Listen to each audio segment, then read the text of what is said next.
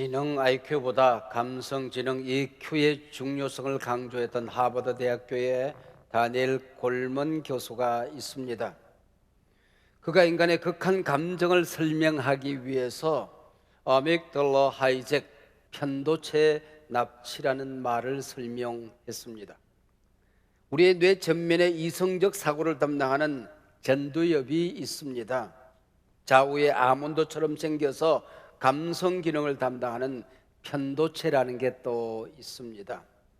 인생 살다 보면 어쩌면 내가 이 위기 속에서 망할 수도 있겠다 두려움을 느낄 때가 있습니다. 내가 크게 잘못한 것 같지도 않은데 큰 위기를 겪을 때도 있고 이유 없이 나를 심하게 공격하는 사람을 만나기도 합니다. 직장에서 해고를 당합니다. 어렵게 시작한 사업을 접어야 합니다. 누군가의 위협 앞에 내 삶이 벼랑으로 떨어질 수 있겠다는 두려움을 느낄 때가 있습니다. 바로 이때 편도체로부터 무한정 스트레스 호르몬이 분비되고 전두엽의 이성적 판단이 중단되어집니다. 극한 감정이 나를 지배하고 이끌 때가 있다는 겁니다. 이것이 바로 어믹달러 하이잭 편도체 납치라고 하는 겁니다. 가끔 언론에서 순간적인 분노를 이기지 못해서 욱하는 성질로 대형 사고를 치는 사람을 볼 수가 있습니다. 승승장구하던 사람이 하루아침에 인생의 비참한 내리막길로 미끄러져 내립니다. 감정을 다스리지 못해서 멀쩡한 인생이 하루아침에 산산이 망가져버리는 사람이 있습니다. 다니엘 골먼은 이런 모든 상황을 어믹달러 하이잭 편도체 납치란 말로 설명을 하고 있습니다. 인생의 내리막길이 한 사람의 추락 혹은 멸망으로 이어질 수가 있더라는 거죠. 반면에 이 위기를 대처하는 자세 여하에 따라서 인생의 내리막길이 오히려 기회가 될 수도 있습니다. 뿐만 아니라 마냥 올라가기만 하던 사람이 스스로 내리막길을 선택하여 인생의 새로운 기회를 만들어내는 사람도 있습니다. 예일 대학과 하버드 대학 교수를 지낸 헨리 나우에는 어릴 적부터 늘 1등만 하던 사람이었습니다. 그는 어느 날 교수직을 내려놓고 캐나다 토론토 지적장애인을 돌보는 공동체로 들어가서 그곳에서 아이들의 용변을 치우고 목욕을 시키고 허드렛 일을 담당합니다. 교수님께서 왜 이곳에 오셨습니까? 왜 이런 일을 감당하고 계십니까? 묻는 사람들에게 그는 대답합니다. 나는 어릴 때부터 줄곧 인생의 오르막길만 걸었습니다. 꿈꾸던 최고의 대학, 최고의 교수직을 수행했습니다. 그러나 이것이 내 인생의 전부가 아니라는 것을 깨닫게 된 것입니다. 인생은 오르막길만 있는 게 아니고 내리막길이 있는데 내리막길에서 보아야 할 것을 보고 만나야 할 것을 만나야 하는 겁니다. 인생의 내리막길은 내 영성을 성숙시키는 기회가 되는 겁니다. 이 길이 끝날 때가 있겠지요. 그러면은 사람들에게 내 인생 여정을 대답해야 될 때가 있는 겁니다. 저는 그 대답을 준비하기 위해서 이곳에 왔습니다 라고 대답을 했습니다. 행여 여러분 인생의 내리막길을 걸어보신 적이 있으십니까? 아니면은 인생의 내리막길을 지금 걷고 계신 분은 아니 계십니까? 오늘 설교 제목이 인생의 내리막길에서입니다. 다윗은 그의 가장 유명한 시 시편 23편의 표현대로 사망의 음침한 골짜기로 내려갈 때가 있었습니다.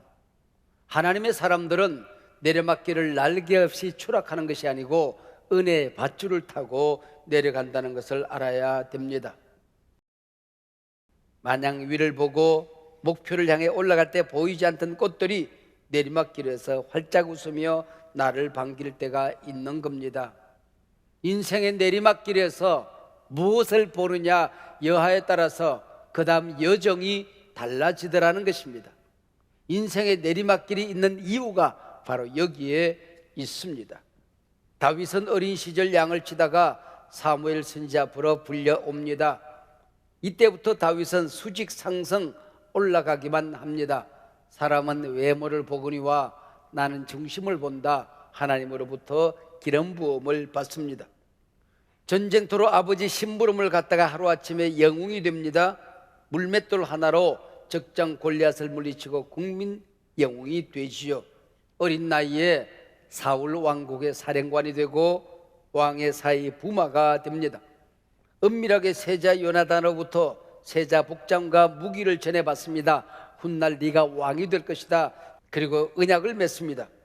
어느 날 눈을 뜨고 보니 인생 절정을 향하여 솟아오르는 태양이 되고 있었던 겁니다. 바로 이 절정의 순간이 사망의 음침한 골짜기로 굴러떨어지는 내리막길이 될 줄이야. 올라가는 것은 잠시, 이때부터 다윗은 무려 10년 세월 고난의 골짜기로 미끄러져 내려갔습니다. 사울 왕이 10년 동안 쫓아옵니다. 순간순간 내 인생의 마지막이구나 싶은 위기의 순간이 연속됩니다. 그 두려움에 다윗은 아믹달라 하이잭 편도체 납치에 빠져들었습니다. 두려움을 이겨내지 못하자 당연히 붙들어야 될 하나님을 잊어버렸습니다. 신앙의 길을 잃어버렸습니다. 오늘 본문의 앞장 사무엘상 21장을 처음부터 끝까지 읽어보아도 그토록 부르짖었던 하나님 여호와라는 단어가 단 한 번도 등장하지 않습니다. 완전히 하나님을 잃어버렸습니다. 극한의 위기 상황 속에서 제일 먼저 생각나는 사람이 자신의 머리에 기름을 붓던 사무엘 선지자였습니다. 며칠 동안 쉬는데 이미 다윗의 피신 정보가 사울에게 들어갑니다. 도망길에 자신을 지켜주겠다고 약속했던 친구 요나단을 찾아가지만은 그러나 너는 꼭 왕이 될 거야, 힘내, 이 말 한마디가 전부였습니다. 도망길에 갈 곳이 없습니다. 춥기도 하고 배도 고팠습니다. 줄임배를 움켜쥐고 이번에는 성막 있는 높당 아히멜렉 제사장을 찾아갑니다. 이 성막에는 다윗이 골리앗을 죽이고 승진한 기념관이 있는 것입니다. 다윗은 주저리 거짓말을 늘어놓습니다. 21장 2절로 8절을 읽어보면 무려 5가지 거짓말을 합니다. 그리고는 2가지를 얻어서 도망을 칩니다. 너무 배가 고파서 제사장이나 먹는 진설병 빵 5조각, 그리고 기념관에 보관된 골리앗의 칼 한 자루를 얻어서 나옵니다. 그 누구도 그 무엇도 의지할 수 없을 때에 칼 한 자루를 의지하여 자신을 보호해보려고 애를 쓰죠. 다윗의 거짓말 사건으로 아히멜렉을 비롯한 제사장 85명이 죽습니다. 높당 주민 어린아이 우양떼까지 진멸을 당합니다. 이런 와중에 다윗은 사울의 손이 미치지 않는 골리앗의 고향 가드로 들어갑니다. 거기서 정체가 탄로 납니다. 미친 체하고 대문짝을 거적거리며 땅바닥을 기어다닙니다. 수염에 침을 질질 흘리며 온갖 초라한 모습을 보입니다. 영웅의 흔적이라고는 찾아볼 수가 없습니다. 다윗은 인생의 내리막길에서 자신의 초라한 모습을 직면하게 됩니다. 하나님 없이는 내 인생은 이 꼴이구나 하는 자아를 발견하게 되는 것이죠. 하나님의 이름으로 골리앗을 물리치던 영웅이 하나님을 잊어버리자 거리에 미친 사람이 된 것입니다. 자기 때문에 제사장 85명이 죽고 한 도시가 진멸을 당합니다. 하나님이란 단어가 한 번도 나타나지 않는 사무엘상 21장에 그 대신 두려움이란 단어가 반복됩니다. 10절 다윗이 사울을 두려워하여, 12절 가드왕 아기스를 심히 두려워하여. 사랑하는 여러분, 두려움이란 이 단어는 사울 임금의 전용물이 아니었습니까? 처절하게 망가진 인생의 내리막길에서 다윗은 초라한 자신의 모습을 봅니다. 올라갈 때 보지 못했던 자신의 인생 밑바닥을 들여다보게 되는 것입니다. 낮은 자리에서 비로소 새롭게 하나님을 만나는 겁니다. 그 낮은 자리에서 하나님을 부르게 되는 것입니다. 자신의 인생 밑바닥을 적나라하게 본 다음에야 다시 한번 전능하신 하나님 이름을 부르고 그분의 이름을 송축하는 것입니다. 부르짖게 되는 것이죠. 이 땅에 피할 곳은 하나님밖에 없구나. 하나님만이 내 인생의 피난처가 되시는구나. 다시 한번 하나님을 만나게 되는 것이죠. 이게 인생의 내리막길, 광야를 지나며입니다. 왜 나를 깊은 어둠 속에 홀로 두시는지, 어둠 밤은 왜 그리 길었는지, 나를 고독하게, 나를 낮아지게, 세상 어디도 기댈 곳이 없게 하셨네. 광야에 서 있네. 주님만 내 도움이 되시고, 주님만 내 빛이 되시는, 주님만 내 친구 되시는 광야, 주님 손 놓고는 단 하루도 살 수 없는 곳, 광야. 우리 가운데 지금 광야에 홀로 서 계신 분이 계십니까? 인생의 비참한 내리막길을 치닫고 계신 분이 계십니까? 순간의 실수로 신뢰와 신용을 잃어버렸습니까? 누군가로부터 추격을 당하며 도망길을 가고 있습니까? 금방이라도 붙들려 법정에 서야 합니까? 남부럽지 않던 건강이 내리막길에 서 있습니까? 사업의 내리막길에서 쩔쩔매며 서 계신 분은 아니 계십니까? 나를 지켜주던 소중한 사람이 내 곁을 떠나야 하는 위기에 서 있은 분이 있으십니까? 신앙의 위기를 만난 분이 계십니까? 스승 사무엘, 멘토 요나단, 당신 승리의 기념비 골리앗의 칼, 아히멜렉 제사장, 원수의 손이 닿지 않는 가드왕 아기스, 그 누구도 당신의 피난처는 아니었습니다. 우리의 피난처는 오직 하나님 한 분이었습니다. 광야에 서서 하나님을 만나는 겁니다. 인생의 내리막길에서 하나님을 다시 붙들기 시작하는 것입니다.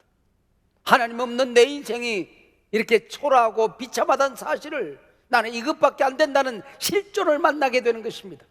내가 왜 더 살아야 하는지, 내가 왜 더 건강해야 되는지, 내 남은 생에 무엇을 해야 되는지, 내 인생의 비전이 발견되어지게 되는 것입니다. 살아왔던 허황된 거품이 걷어지고 내 인생의 갈 길이 새롭게 보여지기 시작하는 것입니다. 프레이밍 효과라는 게 있습니다. 똑같은 상황, 똑같은 사건도 보는 관점에 따라서 전혀 다르게 보인다. 그리고 그 결과가 전혀 달라진다라는 이론입니다. 억울하게 감옥에 갇힌 두 사람이 있습니다. 한 사람은 땅바닥에 먼지를 핥으며 자신을 이 모양 이 꼴로 만든 원수를 묵상하며 치를 떨고 하루하루를 보냅니다. 그러나 한 사람은 작은 창문에 비치는 하늘과 밤하늘의 별을 세며 가족을 생각하고 꿈을 그립니다. 다윗은 내리막길에서 초라한 자신을 발견하고 지금까지 자신의 상성이, 성공이 하나님의 은혜였음을 기억하게 되는 것입니다. 두려움에 절망하던 다윗이 하나님을 새롭게 만난 다음에야 남은 생에도 하나님의 은혜로 승리하며 살 수 있겠구나, 두려움은 지나가겠구나, 이 모든 것 지나가겠구나, 새롭게 하나님을 만나게 되는 것입니다. 지금까지 자신을 보호해 줄 피난처를 찾아 헤매던 다윗, 이제 자기 자신이 상처 입은 백성의 피난처가 되기로 결단하는 것입니다. 이것이 프레이밍 효과라고 하는 것입니다. 여러분이 지금 어떤 위기를 맞이했다고 할지라도 믿음 안에서 모든 것을 반전시키는 프레이밍 효과가 우리에게 있음을 믿으시기 바랍니다. 오늘 본문 사무엘상 22장 1절에 문이 열려집니다. 그러므로 다윗이 그곳을 떠나. 그러므로 다윗이 그곳을 떠나. 이 그러므로라고 하는 이 단어는 본문에서 굉장히 중요한 단어입니다. 지금까지 마냥 올라가던 자리에서 벼랑으로 추락하던 다윗, 편도체 납치에 가야말로 납치되어 살아왔던 잘못된 시선을 바꾸었다. 그랬더니 그런 얘기입니다. 이게 바로 그러므로라는 단어죠. 다윗이 그곳을 떠나. 여기 다윗이 그곳을 떠났다는 얘기는 단순히 지리적인 상황을 떠났다는 말이 아닙니다. 잘못 살았던 삶의 자세, 자신이 부딪힌 위기를 잘못 해석했던 해석, 관점을 떠났다 그 얘기지요.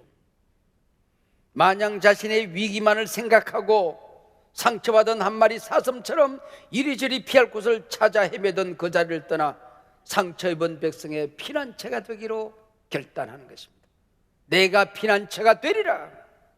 시선의 변화, 부딪힌 상황에 대한 신학적인 신앙적인 해석, 내가 만난 광야의 이 위치에 대한 해설, 그리고 내가 부딪힌 위기, 내가 부딪힌 여러 가지 고통과 고난을 새롭게 해석하기 시작하자 모든 것이 새롭게 보이기 시작하는 것입니다.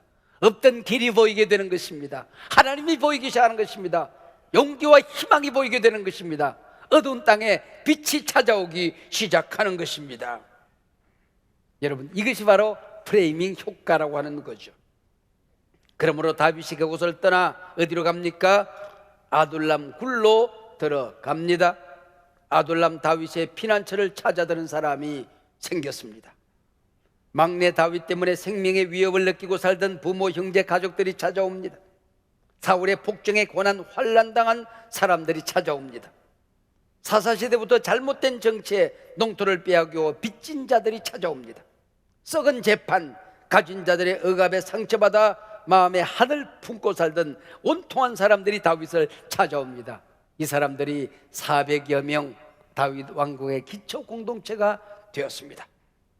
초대교회 다락방 120 문도와 같은 기초 셀이 되었던 것이죠.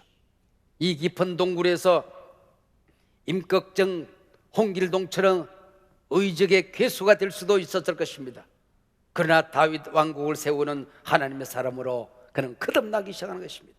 보세요, 이제 아둘람 동굴이 도피성이 아니라 다윗이 상처 입은 사람들의 도피성이 되는 이 아름다운 모습을, 이곳에서 삶이 고되고 가슴 아픈 민초들을 만납니다. 내가 왜 왕이 되어야 되는지, 왕이 되어서 어떤 일을 해야 되는지를 보게 되는 것입니다. 바로 이곳에서 기도하고 지은 시가 시편 57편입니다. 아둘람 동굴에서 어떤 변화가 있었는지, 어떤 영적인 부흥이 있었는지, 하나님과의 어떤 만남의 사건이 있었는지 자세한 기록은 없습니다. 그러나 이 본문과 오늘 시편 57편을 함께 읽어보면 여기에서 어떤 일이 있었는지, 어떤 영적인 큰 변화가 부흥이 있었는지를 우리는 짐작하고도 능히 남을 수가 있는 것입니다. 시편 57편 표제는 다윗이 사울을 피하여 굴에 있던 때에라고 되어 있습니다. 2절 문이 열려지면 내가 지존하신 하나님께 부르짖으며 곧 나를 위하여 모든 것을 이루시는 하나님께로다. 하나님이 나를 부르셨다. 내가 지금 만난 이 위기도 하나님의 손 안에 있다. 하나님의 약속을 받았다. 그렇다고 한다면 이 약속 하나님의 손 안에서 이루어지고 말 것이다. 지금까지 만나지 못했던 이루시는 하나님을 만나게 되는 것입니다. 모든 약속이 깨어진 것 같습니다.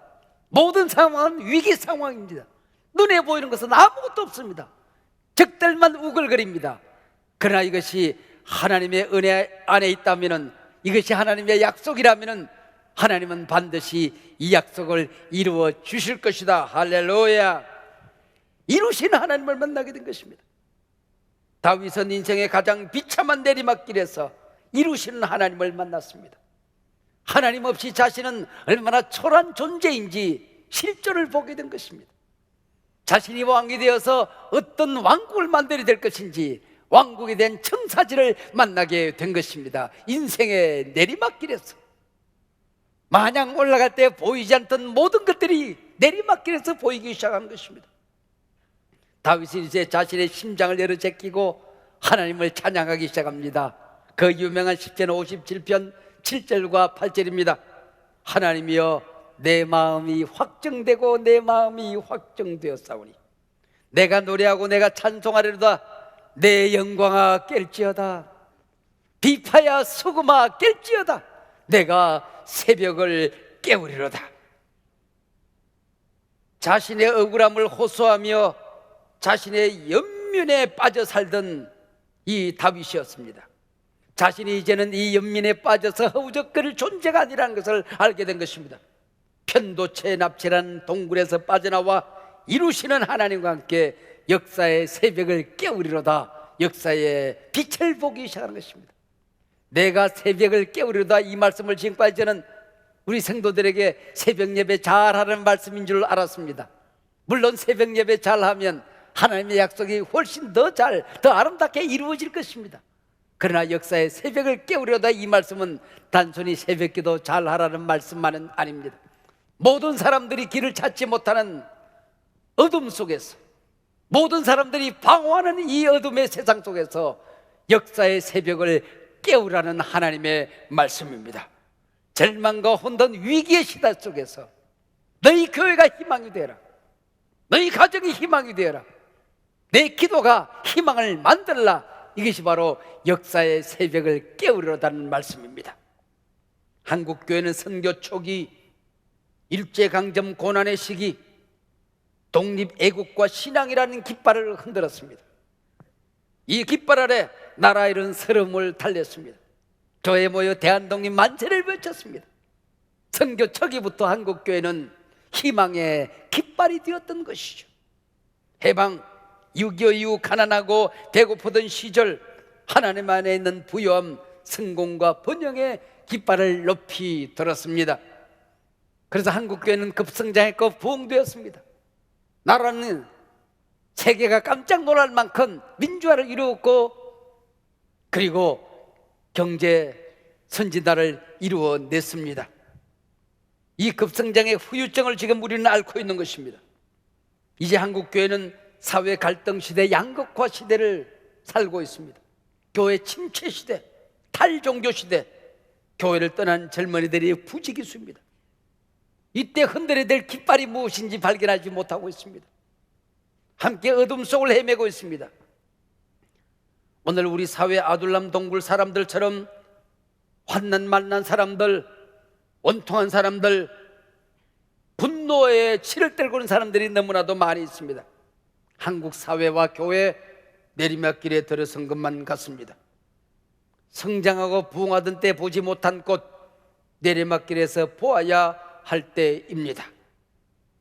어두운 시대 세상의 희망이 되는 하나님의 교회로 거듭나야 할 때입니다. 상처 입은 사람들을 살려내고, 교회는 새로운 희망의 깃발을 높이 지켜들고, 온 세상의 희망이 되는, 온 세상을 널리 이롭게 하는 공적 복음을 우리가 새롭게 발견해야 합니다. 내가 예수를 믿었으면 내가 몸담고 사는 공동체가 희망이 되어야 하는 것입니다. 한국교회가 성장되었으면 이 어두운 시대를 밝히는 희망이 되어야 한다는 것입니다. 당신의 인생, 당신에게 주신 하나님의 뜻과 계획을 이루시는 하나님을 만나야 할 때입니다. 하나님 없이 이 민족은 아무것도 아니다. 하나님의 은혜가 없이는 한국교회는 아무것도 아니다. 하나님의 은혜가 없이 나는 아무것도 아니다. 우리의 실존을 발견해야 하는 것입니다. 인생의 내리막길에서 아둘람 동굴의 사람들을 발견해야 합니다. 6개월 가까이 계속해서 타오르는 호주의 산불로 10억 마리나 넘는 야생 동물들이 죽어갔습니다. 캥거루, 코알라와 함께 호주의 3대 동물에 속하는 웜뱃이라는 땅굴을 깊이 파는 동물이 있습니다. 저는 그 동물을 보면서 기저귀 찬 돼지 새끼 같다 하는 생각을 했습니다. 곰처럼 생기기도 했습니다. 코알라, 강아지, 고양이, 들쥐들이 자기 땅굴집을 찾아오면 자기 집에 한쪽 모퉁이를 흔쾌히 내어주고 함께 사는 착하디 착한 동물입니다. 이번 산불로 도망가던 연약한 동물들이 웜뱃의 땅굴집을 찾아듭니다. 산불이 지나간 자리, 웜뱃과 함께 불을 피하여 살아난 동물들이 부지기수였다는 겁니다. 이 소식이 알려지면서 연방정부나 국민들 모두 한결같이 누구보다도 아름다운 피난처는 웜뱃이었다. 우리 국민 한 사람 한 사람이 이 위기의 시대 속에 웜뱃이 될 수는 없을까 하는 것이 그들의 신문의 사설이었습니다. 이 위기의 시대, 우리 한 사람 한 사람이 아둘람 동굴이 될 수는 없을까? 나의 피난처가 어딘가를 찾던 우리가, 내 심장이, 내 언어가, 내 공동체가, 내 가정이, 내 교회가 웜뱃의 동굴, 아둘람 동굴이 될 수는 없고 피난처가 될 수는 없었을까? 올라갈 때 보지 못한 꽃, 인생의 내리막길에서 보았네. 행여나 우리 가운데 광야에 서 계신 분 계십니까? 내리막길을 걷고 계신 분 계십니까? 여러분, 그곳에서는 이루시는 하나님을 만나야 하는 자리입니다. 지금까지 내가 상승곡선을 그리며 걸어왔던 내 인생 여정, 하나님의 은혜였음을 감사하는 자리가 되어야 하는 것입니다. 지금 내가 부딪히는 상황이 어떤 어려움, 어떤 위기라고 할지라도 지금까지 하나님의 은혜로 살아왔듯이 다시 새 길을 걷게 될 것입니다. 이것도 하고 저것도 했던 많은 인생의 사명의 거품들, 비전의 거품들을 걷어내고 이제는 맑아진 비전, 그 비전을 손에 움켜쥐고 하나님의 새로운 희망의 길로, 하나님 만드신 길로 걸음을 내디뎌야 할 때입니다. 올라갈 때 보지 못한 꽃, 내리막길에서 보았네.